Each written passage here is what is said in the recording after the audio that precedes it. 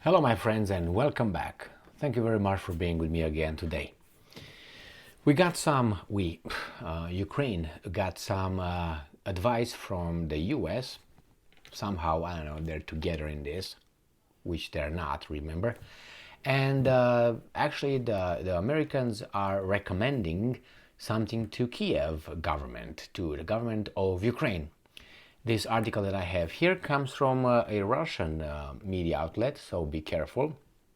Put your Russian filters on because I don't want you to get too propagandized. The same thing when I have an article from a Ukrainian media outlet, you just exchange the Russian filters with the Ukrainian filters, okay? So let's get going here.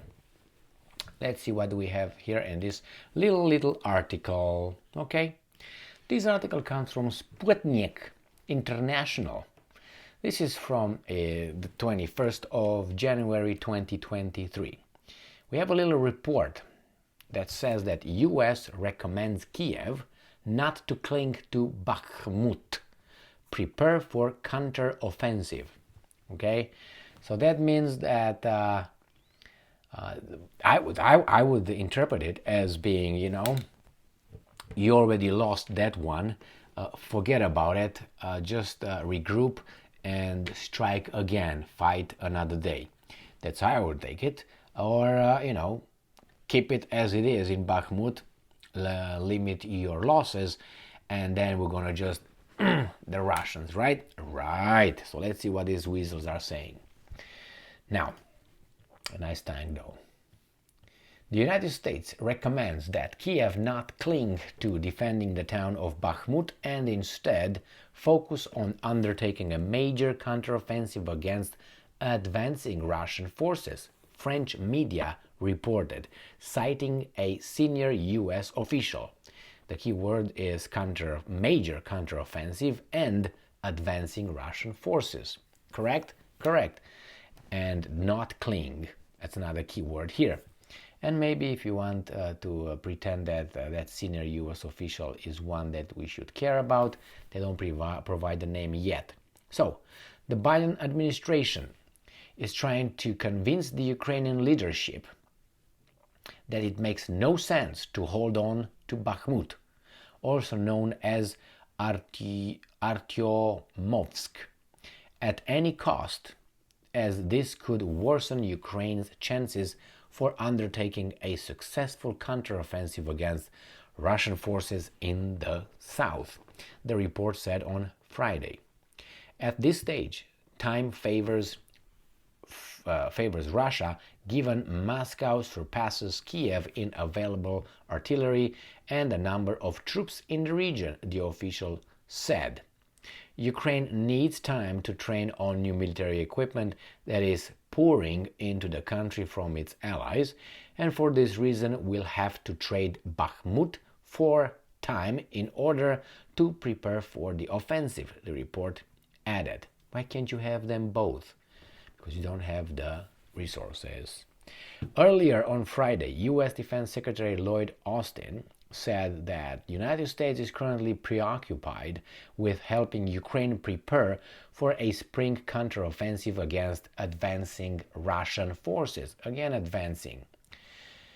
Now, Bakhmut is located north of Donetsk in the Kiev-controlled part of the Donetsk People's Republic and is an important transport hub for supplying Ukrainian troops stationed in the Donbass. Well, the Ukrainians say, well, there's nothing unimportant. Soledar and Bakhmut, unimportant, just take them. Last week, Russia gained control over the strategic city of Soledar, about 6 miles from Bakhmut's securing the ground to attempt an encirclement of the Ukrainian troops stationed there. So, it's not that easy, it seems like. And it seems like they are ready to encircle the Ukrainian army. That was obvious in the past 2 weeks, I would say, 3 weeks maybe, that the Ukrainian possibly could be encircled there. Now, regarding the counteroffensive, yes, that would be possible with the new equipment. But I do not know if the Ukrainians still have personnel to operate that equipment that will receive from their sponsors, masters, however you want to call them, and that's NATO / United States of America mainly. But hey, I heard that there are some contractors in Ukraine that could help with that. And if there's no contractors, that could be some volunteers. And the volunteers are just signing some papers, and they could be, voila, all of a sudden, volunteers in the International Legion, blah blah blah of Ukraine. Well, I guess during this kind of circumstances with a war at your doorstep or in your house, I think you don't really care about this kind of paperwork and details. You just fight for your lives. But on the other hand, you have, it seems to me, that the Ukrainians or some Ukrainians do not really want to continue certain kind of risks. Remember, all this war is happening on Ukrainian nation's territory. You can say, well, yeah, they defend it. It's true, they defend it. But it's not only that defend it, excuse me, oh my, God bless me. Any God. But it's also, this could have been prevented, and it's always better to prevent a situation than to go through it. Sometimes you can prevent it, and sometimes you embrace it, because that would settle things. For instance, you have you're at school or wherever you are. I'm going to talk from direct experience. I don't want to give anybody an advice that maybe is not working in this society. But when I was a kid, and you had a problem with another kid over there, and you knew that that would end up in a you better push the buttons so it occurs at your convenience, instead of being encircled by more than one guy. So you just trigger that and just start it and finish it. But usually it doesn't finish like that, because you beat the guy, and the guy has cousins or brothers or friends or gangs, and then he's gonna try to get you, and you have those guys too, and then that's gonna escalate. The same thing here. You have Ukraine and you have Russia. The whole thing was between these two, supposedly. We know it wasn't, but anyway, let's play dumb, okay? It's not that hard, is it? Anyway, so we know that it was more than Ukraine and Russia. They knew it, we knew it, some of us knew it, okay?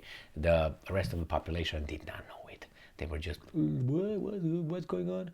Anyway, so it's actually the gang versus one guy here, if you want to look at it. So I think this could have been solved with the Minsk agreements, Minsk 1, Minsk 2 agreements, 2014, 2015.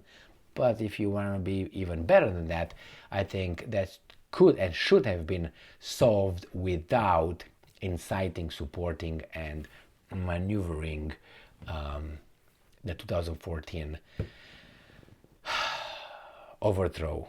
bloody overthrow of the then elected government, legal government of Yanukovych. Remember? And they took over, they were recognized, and then since then the whole thing took up. You know what it is, right? So I think that's when Ukraine really took it badly, like that. And they all knew it. The Ukrainians knew it, the Russians knew it, the sponsors knew it, and